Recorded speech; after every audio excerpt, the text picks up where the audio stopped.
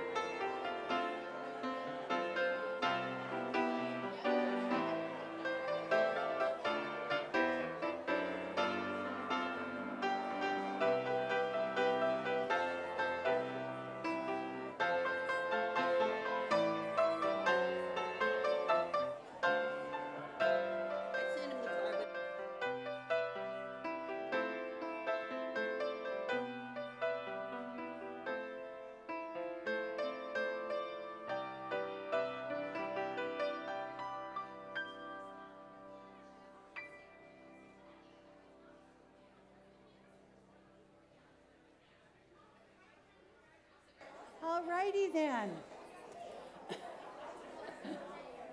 I just want to remind you that we do have coffee and refreshments afterwards for those who want to get to meet each other up close and personal.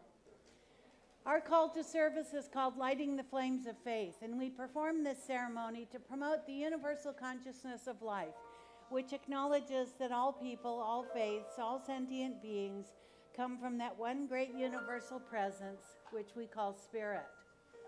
Fundamental to this truth is the unifying nature of all religious thought and experience, which we honor here today. As Brad lights the first candle, it is for the Tao, honoring the universal path of harmony and equilibrium, the natural way. The second candle we light for the shamanic traditions, honoring the beliefs and practices of all indigenous peoples, the way of primal spirituality. The third candle we light for Hinduism, honoring the path of knowledge, action, and devotion. The fourth candle we light for Judaism, honoring the ethical path of living by sacred law. The fifth candle we light for all forms of Buddhism, honoring the Four Noble Truths and the path of compassion. The sixth candle we light for all forms of Christianity, honoring the Christ consciousness as the path of love. The seventh candle we light for all forms of Islam, honoring the path of submission to the will of God as the highest calling. The eighth candle we light for the universalistic religion of Baha'i, honoring the path of unity and peace. The ninth candle we light for all forms of new thought, honoring the metaphysical path of mental healing through the practice of universal spiritual principles. And as Brad lights the healing candle, we light the 10th candle, for all those who are yet unaware of the power and presence of Spirit in their lives, and for the space that we are holding for them at this center. And as Brad lights the healing candle, please put silently into the light the names of anyone you wish to have experience the healing flame of God's eternal love, and most especially those people in Carlsbad who have suffered loss of any kind in any way, shape, or form.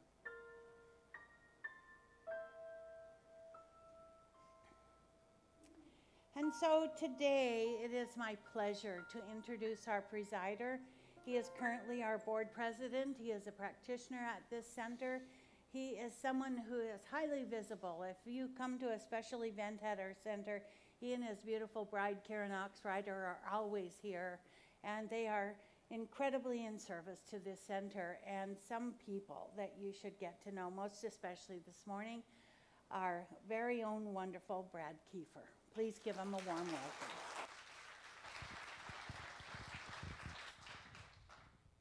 Thank you so much, Dr. Maureen. Did anybody ride in on their bike this morning? I saw a lot of bikes out there today. So seriously, thank you so much for being here. I know a lot of people put up with a lot of traffic to get here through the bike race. So it's a beautiful day, and I am Brad Kiefer, and it's my pleasure to share a few minutes with you and do our opening treatment. If I may, I would like to remind everybody to please silence your cell phones at this time. And we will start with an opening with a spiritual mind treatment, which is just another way for saying a positive prayer. And so if you'll just get comfortable right where you are and just join me in this prayer, I will say it in the first person, knowing that my words are true and perfect for each and every person here. So please take these words and use them for yourself. And so in the beauty of this moment, I am reminded that I am one with Spirit, with God, that divine intelligence that created me out of itself. And I know that Spirit flows, breathes, and moves through me, as me, and for me. And I know that I am fully supported by Spirit at all times, that I'm never separate from Spirit, for Spirit and I are one. And so in this knowingness, I just allow the aspects of Spirit to become my guideposts for the day, and for the weeks to come, and for the months to come. And so I know that there is perfect peace within my life. I know that there is perfect prosperity that provides me all the things that I need. I know that my health is nothing less than perfect. And at my core, I am happy. And so I simply place these words to the law, knowing that they are done by Spirit and that I am divinely guided in all my actions in the going forward. And I simply allow it to be so, and with a heart full of gratitude, we say together, and so it is. Amen. Thank you. I would like to spend a few minutes today talking about happiness. And I stumbled on this book recently. It's called The Happiness Principle. And it's about how the role that happiness plays in our success in the work environment and the school environment. One of the points that the book makes is that from a very young age, it's drilled into us. If you work hard, then you will become successful, and then you will be happy. Success first, happiness second. The book's author makes the point that that's all backwards. That first it's backwards, but when you think about it, that as we get older, we realize that once we hit that goal and we have that success, then we simply oftentimes keep pushing happiness, the victory dance, a little bit further out, and before we know it, happiness is over the horizon, and we're still focused on the rat race at work. So he makes a point, too, that recent brain research within the last 10 years has documented that actually happiness is what fuels success in the work and school environments. Optimistic salespeople outsell pessimistic salespeople by 56%. I'm not going to be able to make you happy forever right here in the next couple of minutes, But what's important to know is that it is doable. You can retrain your brain. Even Deepak Chopra in his book of Secrets says it's hard to put happiness first. And this is what he writes. The greatest hunger in life is not for food, money, success, status, security, sex, or even love from the opposite sex. Time and again, people have achieved all these things and wound up still feeling more dissatisfied than when they began. The deepest hunger in life is a secret that is revealed only when a person is willing to unlock a hidden part of the self. The Wall Street Journal last month reported on a study that estimates that personality is about 50% innate and about 50% learned. So the first step in bringing about a happy outlook, the study's author says, is by picking a behavior type to focus on, and if you can maintain a new behavior over time, it becomes embedded within yourself. So he suggests understanding different personality traits and the ones that you want to change. Things like conscientiousness, introversion, extroversion, gregariousness, warmth, anger, anxiety, vulnerability, and the list goes on and on. People who are conscientious tend to be better in the workplace and at school. And people who are agreeable and low in anger and anxiety do better in relationships.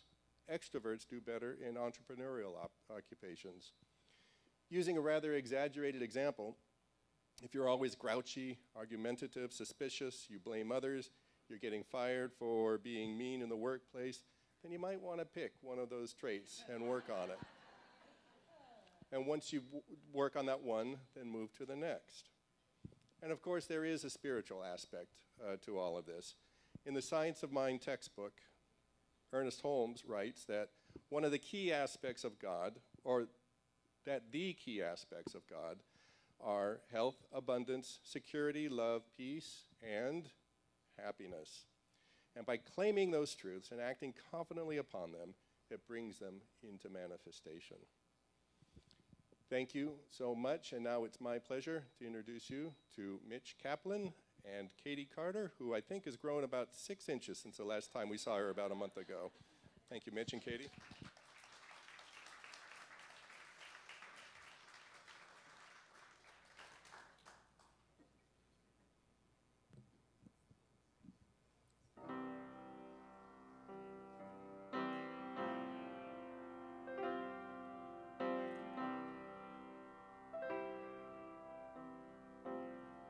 Spend all your time waiting for that second chance, for a break that would make it okay. There's always some reason to feel not good enough, and it's hard at the end of the day. I need some distraction, oh, beautiful release. Memories seep through my veins. Let me be empty and weightless, and maybe I'll find some peace tonight. In the arms of the angel, fly away from here, from this dark, cold hotel room, and the endlessness that you fear. You were pulled from the wreckage of your silent reverie. You're in the arms of the angel. May you find some comfort here.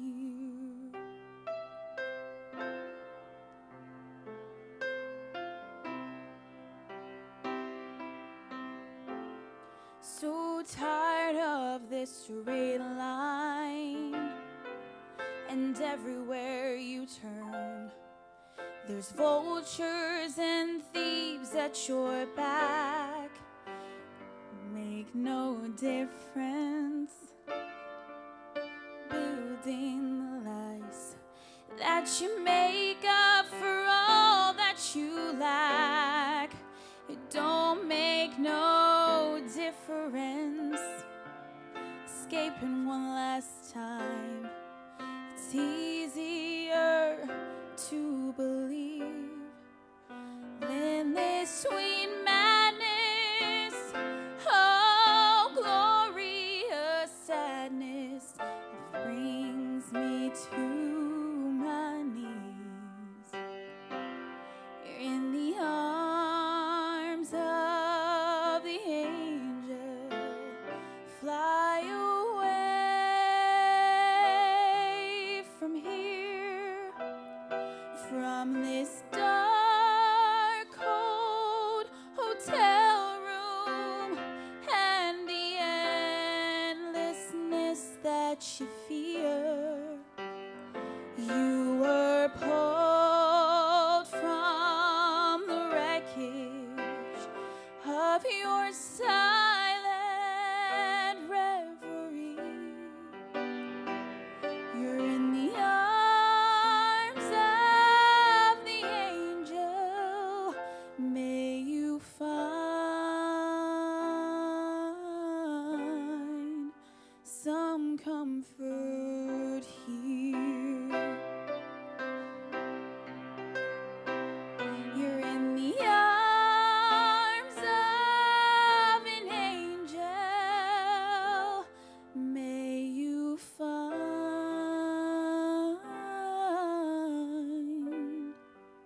some comfort here.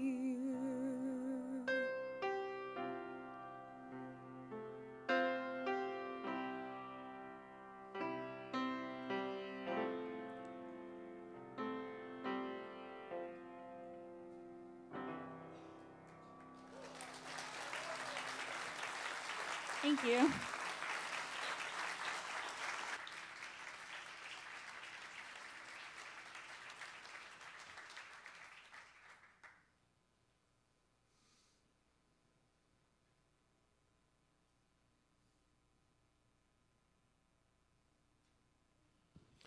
Would you mind joining me in standing for our affirmation?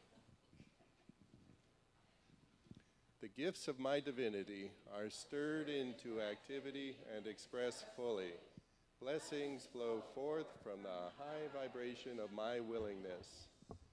God is the breath of my breath and the bone of my bone. I am whole, complete, and perfect. Today I bathe my consciousness in the unconditional, comforting love of the Cosmetic Mother. Gratefully I let it be, and so it is. Amen. If you remain standing for our congregational song.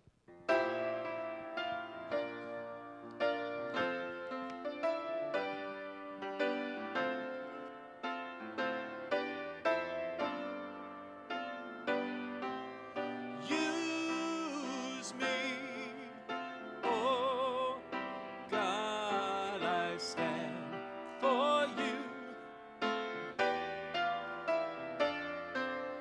Show me all that I must do.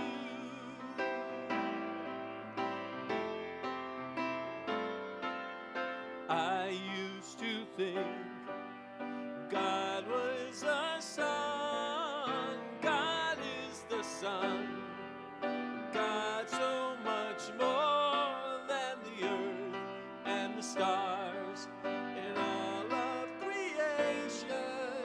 God is me, oh, in all, leading us to shine His light as me.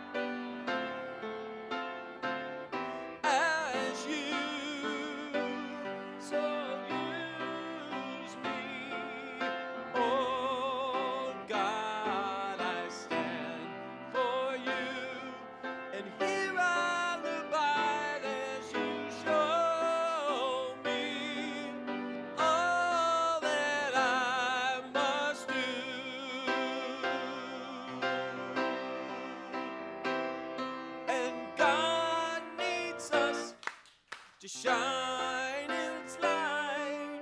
God needs us, shine its light. God needs us, shine its light. As me, as you, so use me. Oh God, I stand for you, and here I'll abide as you show me all that I must do. All that I must do. Show me all that I must do.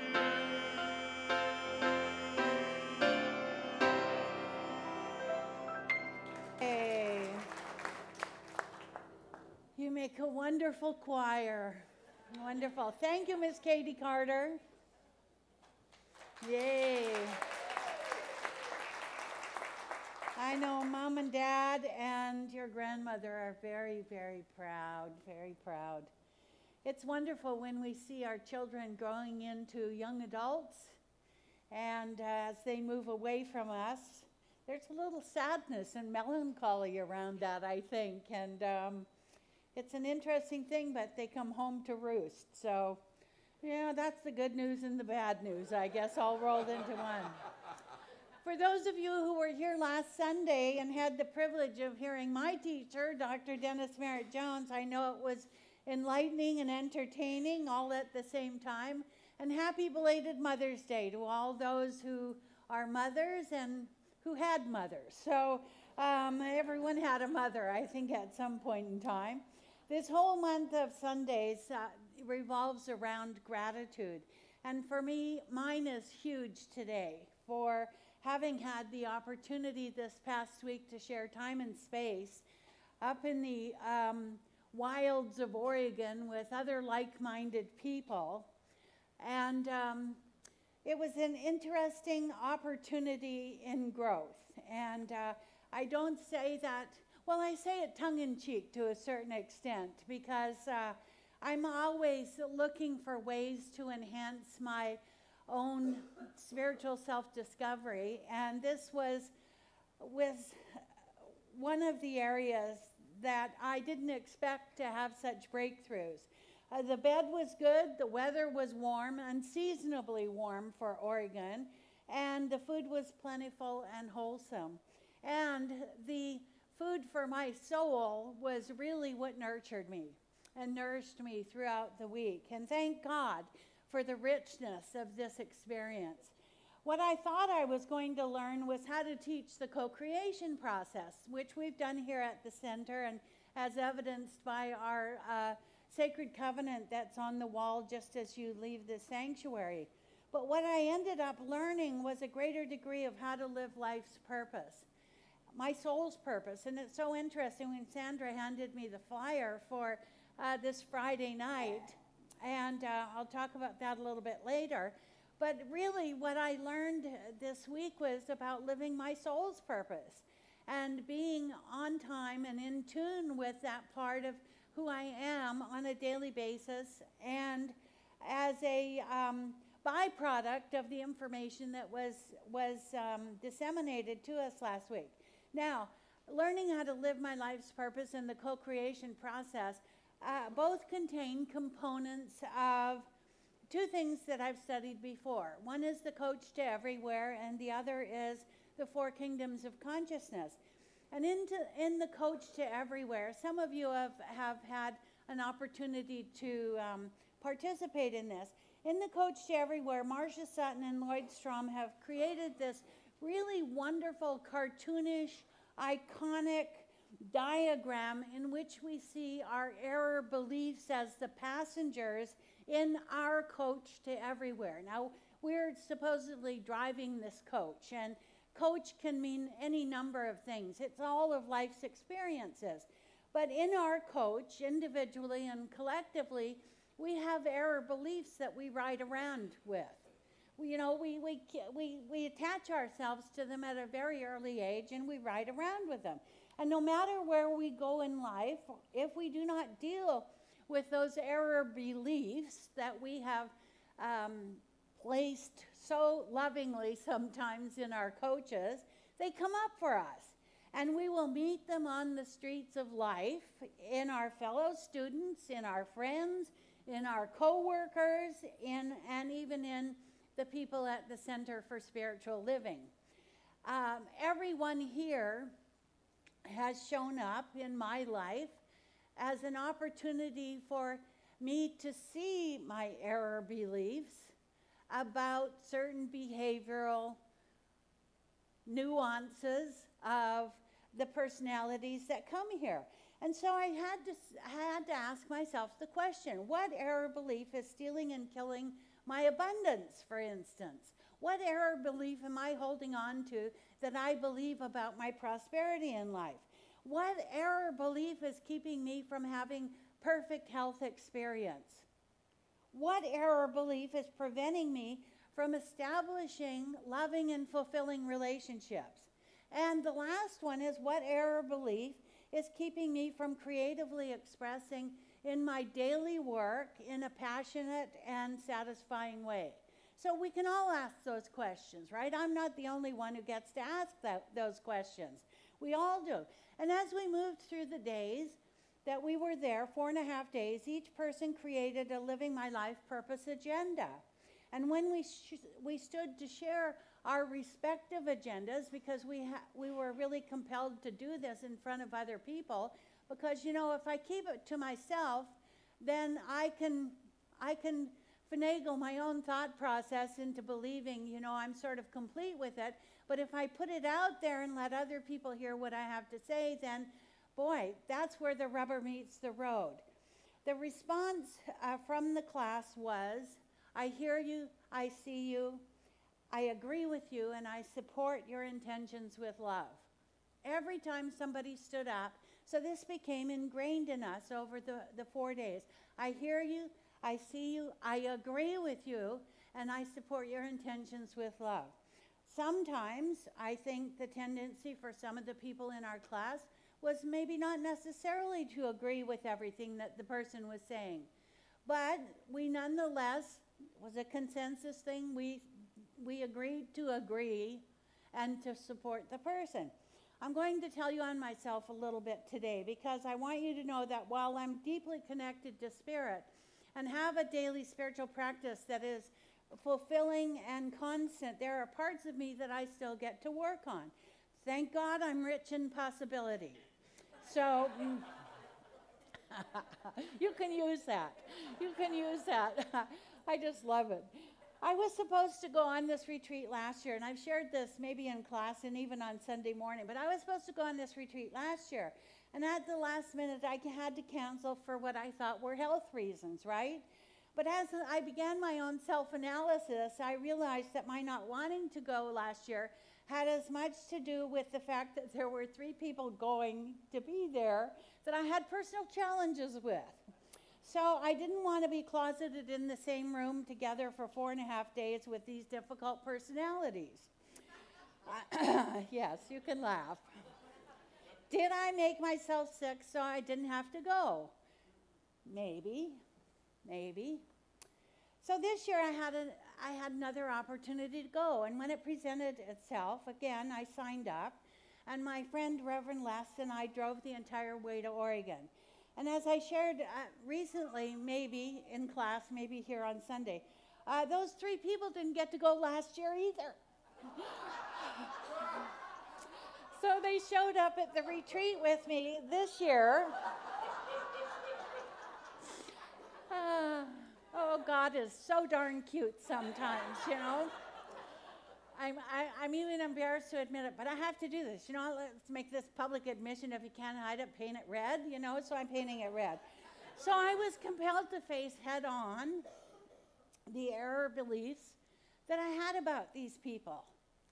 And as I was instructed for every day for 3 weeks prior to the class, before we went to Oregon, everyone was told to raise and praise these individuals in our class in the name of love. So every day, I did this 20 times for the 20 people that were in class. I raise you, I praise you in the name of love. So when I got there, I realized that I had no heat whatsoever in seeing those people and being in the same room with them. I thought, whoa, it's a miracle. It's a miracle. What had changed? Well, they clearly were the same people, but something in me had changed. And what I know is that faith deepens when we face our fears and we move beyond them. That's when there's a depth of faith in us that says, you know what? I'm going to step out and take the next logical step. I'm going to do this in spite of what I think may happen or what I think is the logical consequence of stepping out in faith. Where else, I got to ask the question, where else in my life am I being tempted not to love someone? Where in my life am I being tempted not to love someone? And the clarity that came after just one evening of working with this group of people, I realized that we're all on the same pathway of self-discovery. Those people were oblivious to the fact that I held any anger or resentment toward them. And the one who was suffering was me. They had no idea. They were out there dancing somewhere, as I say sometimes. I experienced such a healing by means of them and their innocence in all my stuff about them that it enabled me to see the areas in my life where I was keeping the power and presence of God at arm's length. Don't we all do that sometimes? You know, every day there were more and more revelations. And I learned, for instance, that we're here to support one another in the evolution of our souls, or else we wouldn't be gathering here on Sunday mornings. That's just the way it is. We are not here just to take up space. God's promise for us is to be in the here and now in the fullness of love. That's what we're here to be. And if we aren't in love, what are we in? What are we gathering evidence to support some erroneous conclusion? Why would we do that anyway? The covenant that each of us made when we decided to become members of the Center for Spiritual Living, Westlake Village, is that we're here to be here in the fullness of love. That may not have been written in our agreement when we signed our membership, but that's the underlying possibility. God promises, I enact. You know, there are 5 promises in the Old Testament. Adam and Eve, for instance, were promised a glorious life in the Garden of Eden, but they didn't keep their agreement, so they were banished. And is there a place in my life where I don't keep my agreements? Noah was wiped out in the moral decline. And where have I not been in integrity with any area of my life? Abraham left all he knew so that he could be the father of a great nation. And what have I left behind to further my own needs? Moses and the Israelites required that each time they got off course, they had to figure out how to get back. And how many times have we periodically moved off the yellow brick road, as I've often said on Sunday morning, and we get into those side roads and all those crazy little monkeys are getting us. You know, they're trying to attack us. Every time I move out of spirit and into ego and into the monkey mind, I have moved myself off the yellow brick road. I have moved myself away from my appointed journey, if you will. Then with King David, God gives instructions on how to build the temple, but his desire for Bathsheba gets him off course. And where do I get distracted and waylaid? So these were some of the things that came up for me while we were in this process. In the New Testament, there was the promise of love. Jesus created a covenant of grace and love, and yet he ended up off course too. No one seems to be immune from distraction in the Bible. Have you ever noticed that? And all these people have trials and tribulations that are just outrageous in their proportion. So where am I off course in my relationship to God, for instance? You know, am I consistent in my daily practice? Do I remember to see the highest and best in everyone that I come in contact with?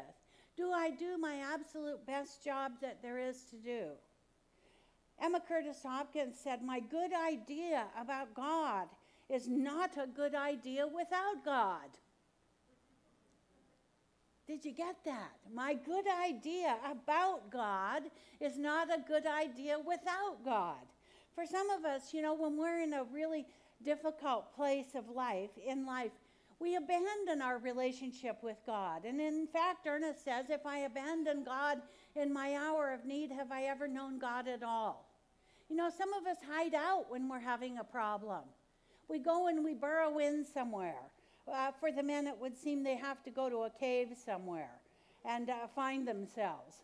As John Gray said in his Men Are From Mars and Women Are From Venus. When I'm disturbed in any way, there is something or someone in my life that I feel controlled by. Think about that. When I'm disturbed in any way, shape, or form, I am allowing some outside influence in my life to make me feel controlled. But in the reality, there is only spirit, and the spirit in me is bigger than any kind of error thinking I might have. So in order for me to become centered in truth, I have to be willing to bring the error thinking up to shine a conscious light upon it. You know, until we do that, we will suffer, and we will suffer, and we will suffer. Because error thinking kept to myself, that myth of it can't be dispelled unless I share it with somebody else. And you know, fear and doubt despise community, as I've said before on Sunday morning. If I'm afraid or doubtful about something and I keep it to myself, if I find somebody judicious, someone I can trust that I can share my fear and doubt with, they are going to tell me, liar, liar, pants on fire, if I'm not in truth with it. You betcha, baby. You betcha. Thank God I'm rich in awareness.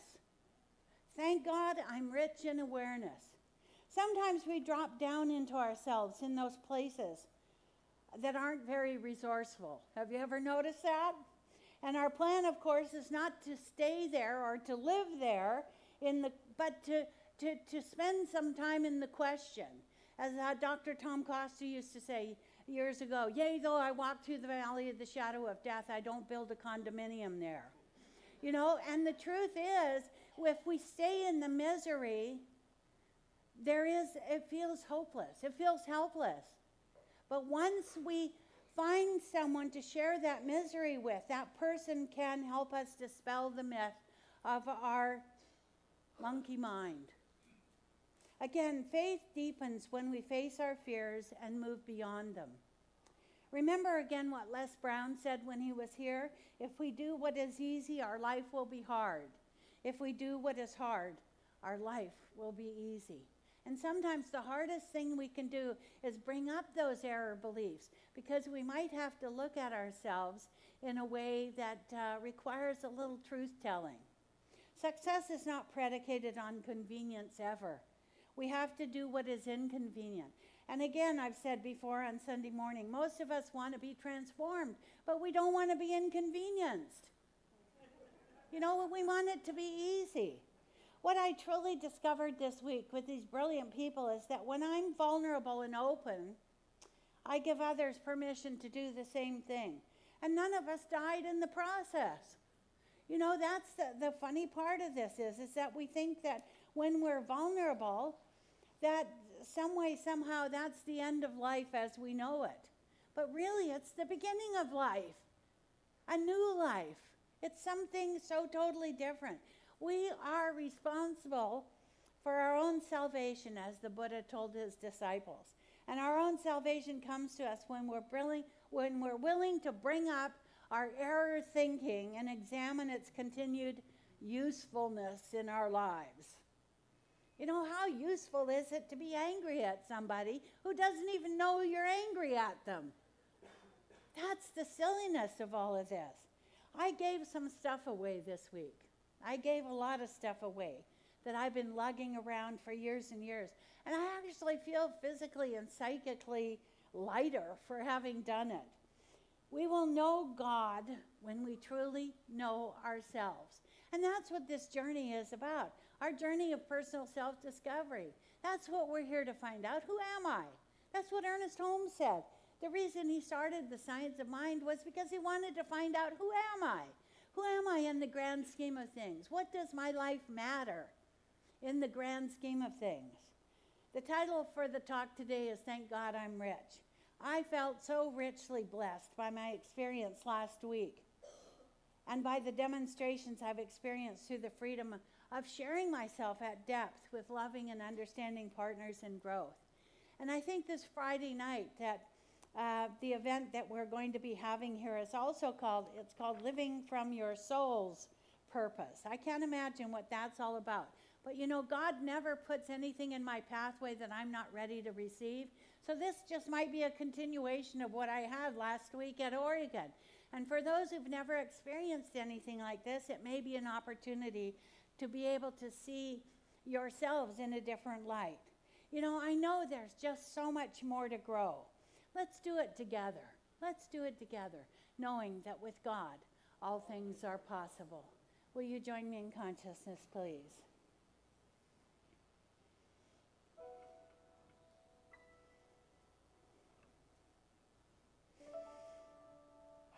And so it is from that absolute place of gratitude that I say the words, thank God I'm rich. I'm rich in experience. I am rich in possibility.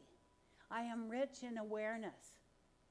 Because until I have the awareness, I can't know the possibility, and I can't have the experience. And so I recognize today for myself, as I speak this truth in the first person for all here present, that God in its infinite wisdom has provided the teacher when the student is ready. And I just simply have to say yes to whatever it is that I'm presented with on this path of discovering who and what I am at the level of spirit. I know that the potency and power of my life is never diminished by my soul searching. That as I searched for my own soul's purpose on this plane of consciousness, I recognize that it's always been there. It's always been there. I just simply have to identify it for myself. I simply have to be open and willing to be vulnerable, to be loving, to be generous, and to be truthful in my relationship with myself, first and foremost, so that I can be all those things for the other people in my life. If I am first and foremost truthful with myself, then I know that I speak the truth in my relationships with other people. If I am loving and generous with myself, then I know that I get to be loving and generous with everyone else in my life. I know that I am fully present today to the possibility that God in its infinite wisdom has created me to be here in a place of love, in a place of absolute love and celebration for every other person here in this center today. I know that as we all recognize our power in knowing the truth about ourselves, that we are God's means to be, and that God so loved itself that it needed form to express, and expresses as us individually and us collectively, that in this awareness there is power and glory and celebration. So I know today that I am the light of the world. Let's say that together. I am the light of the world. Again, please. I am the light of the world. And as my light shines, I move out into my world in a way that I have never, ever done before, because I know who I am, and it speaks so loudly, no one has to hear what I'm saying. And so from this place in consciousness today, I joyfully receive and give thanks for this opportunity to be present, to be in truth, and to know that God is in the mix and all is well, as we say together, and so it is.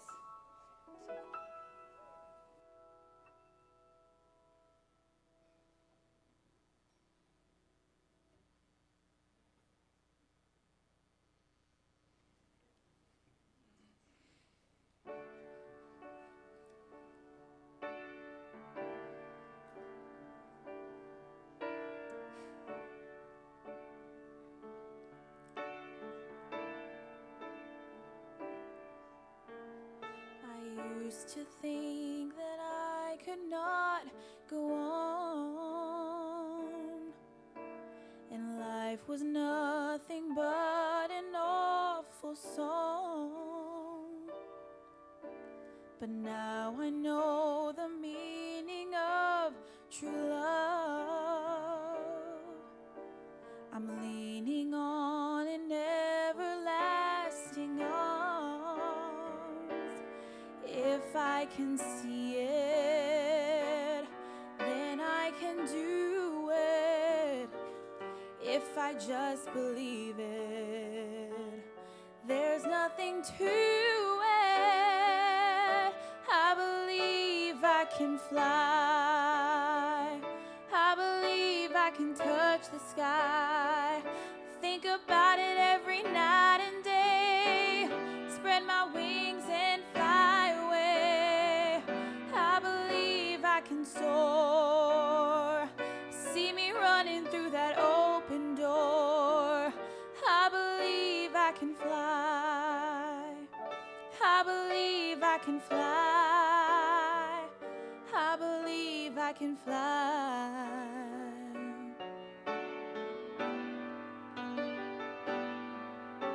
See, I was on the verge of breaking down. Sometimes silence can seem so loud. There are miracles in life I must achieve. But first I know it starts inside of me. Oh, if I can see it, then I can do it. If I just believe it, there's nothing to it. I believe I can fly. I believe I can touch the sky. Think about it every night and day. Spread my wings and fly away. And I believe I can soar. I see me running through that open door. I believe I can fly. I believe I can fly. I believe I can fly. 'Cause I believe in me.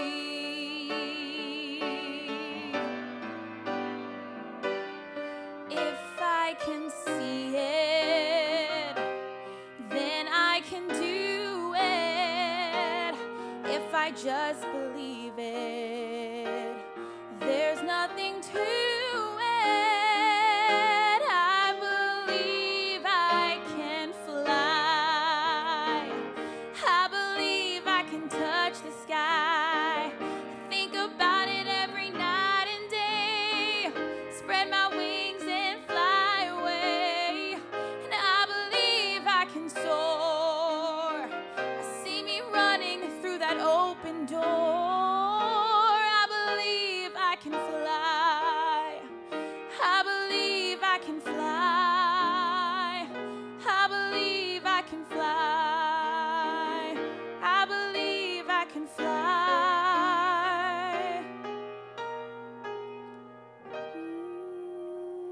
Fly.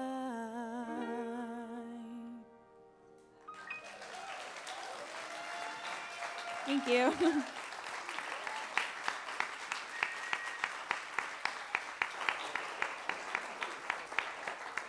Oh, lovely, lovely. I believe I can fly. We should use that as our affirmation today, too, right? All right, would our ushers come forward? This is our time of conscious giving, paying close attention, that money is God in action. And we have Karen, we have Connie, we have Andy, we have Dusty, we have Connie again. Over on this side, we have Hans and Paula. So, and up in the booth, we've got Marina and Jose, on camera, Chris.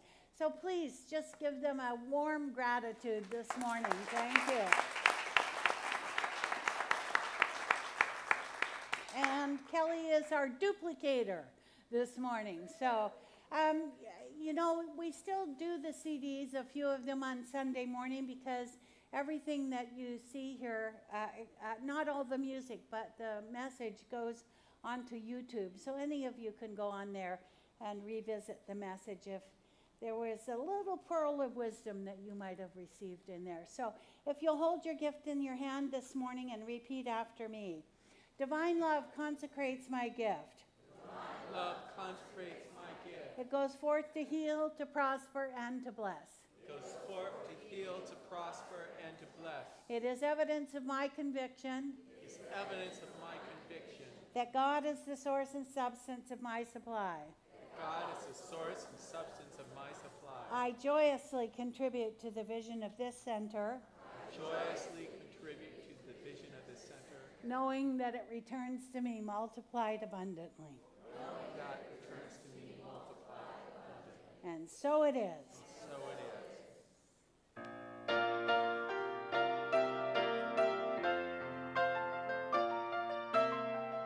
Our thoughts are prayers, and we are always praying. Our thoughts are prayers. Listen to what you're saying. Seek a higher consciousness, a state of peacefulness, and know that God is always there. And every thought becomes a prayer. Our thoughts are prayers, and we are always praying. Our thoughts are prayers. Listen to what you're saying. Seek a higher consciousness, a state of peacefulness, and know that God is always there. And every thought becomes a prayer.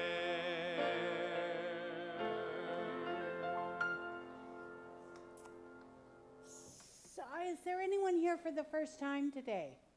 Not been here ever before? We have a gift for you.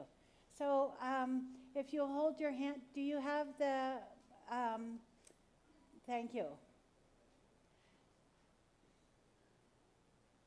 So keep your hand up so we can give the gift to you.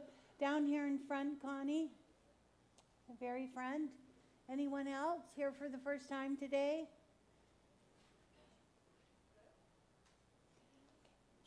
Good. Welcome. Join us for fellowship after the service. We have some announcements. Oh, Linda Price, you want to come up and give us some information about the financial health and well-being of our center? Well, we have finished our first quarter, and so the board had directed me last year to give you all a report quarterly. We're a little late this year, but this is the first quarter report. You see in the first column, that is January through March. That's not March 14th, it's March 2014. And the net ordinary income is the number I really am going to talk about, which is, unfortunately, a negative $25,000. And the biggest portion of that is, you'll see the very top line is contribution income. Contribution income, we are under budget by $25,000.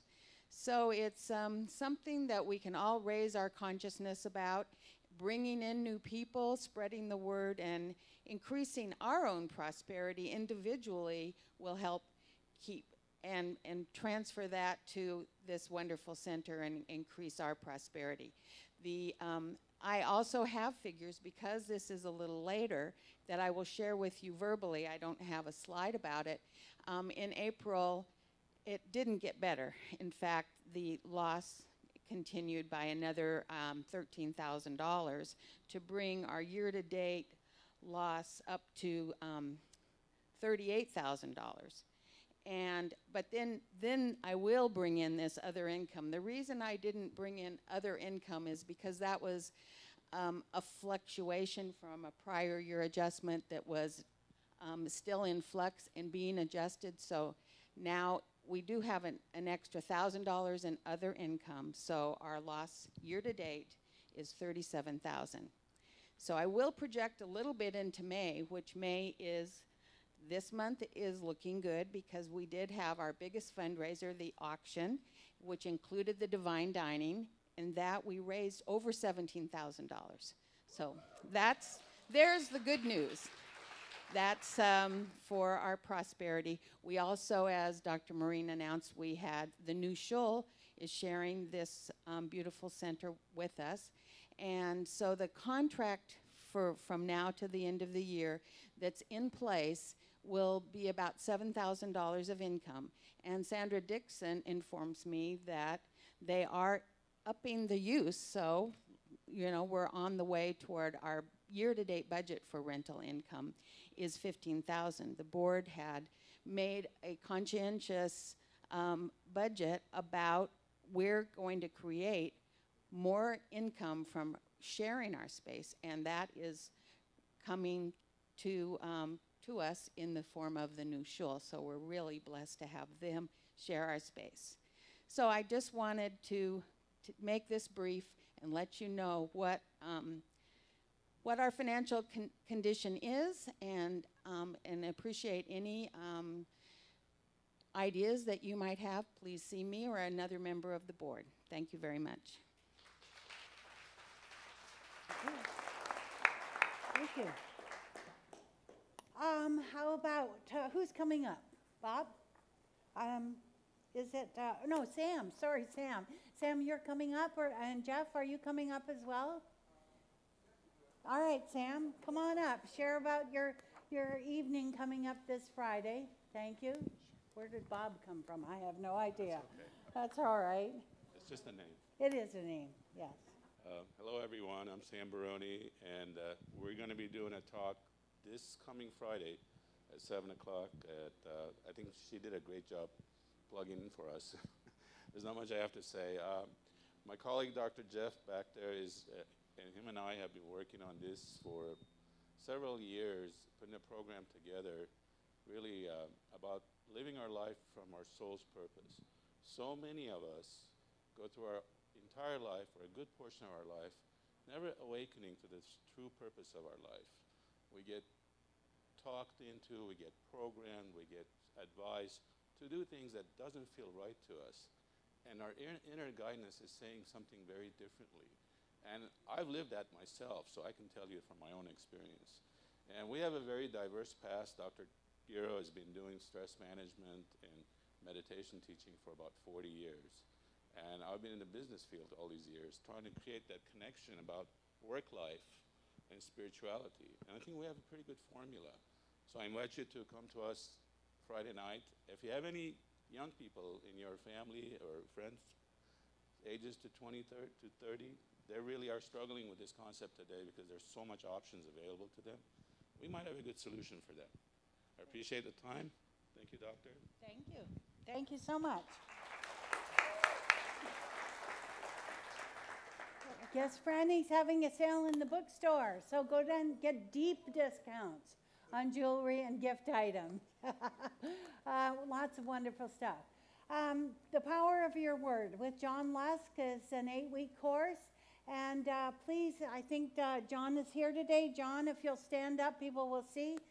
John Lusk is one of the staff ministers here, and he's going to be working with how to use the science of mind and can we talk to God. A wonderful, wonderful class. If you haven't availed yourself of learning how to do spiritual mind treatment, learning how to pray effectively, this would be a great class to step into. The practicality of connecting with the divine within, Alina Shalev. She's been a long-time renter at our center, and she's got a wonderful, wonderful presence about her. She will be here this Wednesday, Wisdom Wednesday at 7 o'clock, and she's just a wonderful, wonderful energy. So please come and share in the time with her this week. Sandra and Reverend Sandra and Joyce Bennett are doing an 8-week course as well on Thursday nights, The Creative Process in the Individual. This is one of the very basics of our teaching, this particular book by Thomas Trord, and it's very deep and wonderful stuff, and you will create your own story about your life. You know, every one of us is creating the myth of our experience on this plane, but this class will give you a wonderful opportunity also to engage with other people. I can't tell you what it feels like to be in community with other people to the extent that I was last week, where you can't go anywhere or do anything. Here you can come and go as you please, but when you join forces with other students in class, there's something wonderful that happens. You never forget it. What else is happening? And the Ecstasy of Surrender with Judith Orloff coming up. Reverend Sandra is out at the table taking registrations for this class. Judith Orloff has been here 3 or 4 times now. She is an amazing and rather eccentric and very interesting presenter. So you'll enjoy hearing her speak as well. And practitioners are available at the end of the service. And my last thing that I would like to do, yes. Oh, Mitch, you have your hand up. Yes, Mitch. Thank you. Thank you so much. Next Sunday is Choir Sunday. I want to invite all of you to help participate with us. We're having a rehearsal here at the center next Saturday at 10:30, and we'd love to have you sing with us. So anyone that desires to sing, please join us next Saturday at 10:30 a.m. Thank you, Mitch. So much. Thank you so much. All right, my last thing, Linda Price mentioned the auction and the dinner. And you know, it takes a village. Would Diane Brabant and Linda Price come up here with me for just a minute? And I would like to honor all of those people that were on their committee. If you're here this morning in the sanctuary, some of you have already left and gone downstairs. Stephen Brabant, Doug Draper, well, he's in Italy, too bad. Brad Kiefer, if you'll stand up. Karen Oxrider, Corinne Draper, she's with Doug in Italy. Karen Anzalone, Nona Swerling Lajeski, Tria Nick Williams, Larry Price, Connie Sullivan, Bill and Marilyn Way, Donna Butler, she's gone downstairs, Pauline Pancake, Shira Bush, Sandra Dixon and Linda Rojo. Sandra's outside. Remember to say Jeannie Kingsford, Amy Shapiro. And I think I've got everybody in there. This was the auction dinner committee. Would you please give them a warm round of thank you for all that they did. Yes. And as my gift to them, I'm taking them all to lunch today in case they didn't get the invitation. Yes, please. Here he goes. He's got it. While we're talking about the auction, part of it, and the biggest part that I and my husband worked on was the divine dining. So I really appreciate how much everybody bid. It was a really big part of our success. And I will be at the table with Reverend Sandra collecting. So those of you who got my email and know what you owe, please stop by, and we'll get that number that we talked about in the bank. Good. Thank you. Thank you all so much. And Brad, you're on. Children. Oh, the Oh my goodness.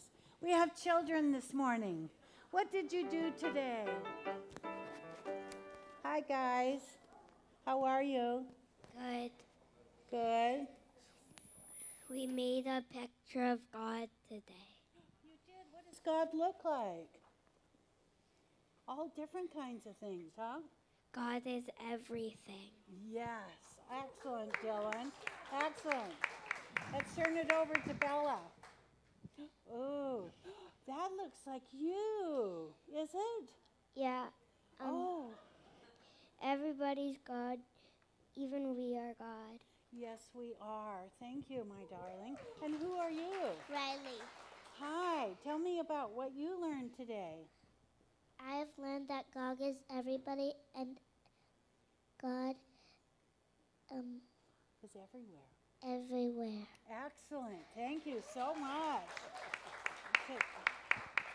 Oh, I dig the glasses. pictures is the ocean because God is the ocean. God is the ocean, yes.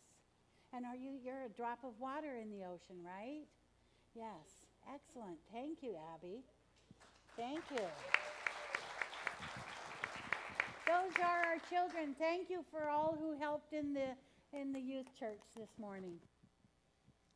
Thank you, everyone. And it is now my pleasure to invite up all practitioners, ministers, visiting clergy. Please join us on stage for their closing treatment.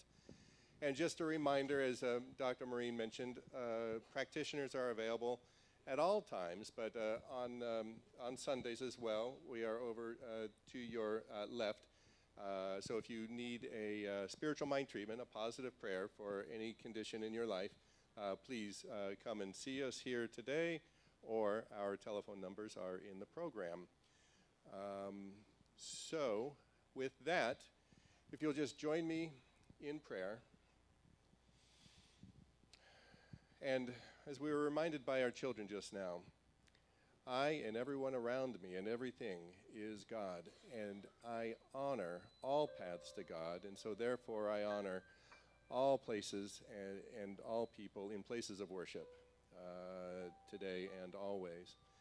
And so in that reminder that I am one with the life of God, I simply rejoice in that which is, and I simply rejoice in knowing that my life's purpose is being fulfilled right here and right now, my soul's purpose.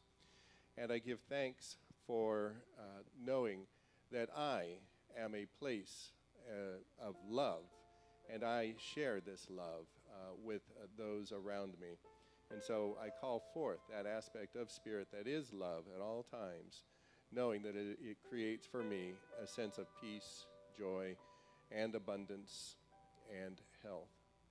And so I know that going forward, all this aspect of love is fulfilled, that my soul's purpose is fulfilled, and I go forth with a spirit of excitement, for I know that I am at peace. And together we declare, and so it is. Please join us in our closing song.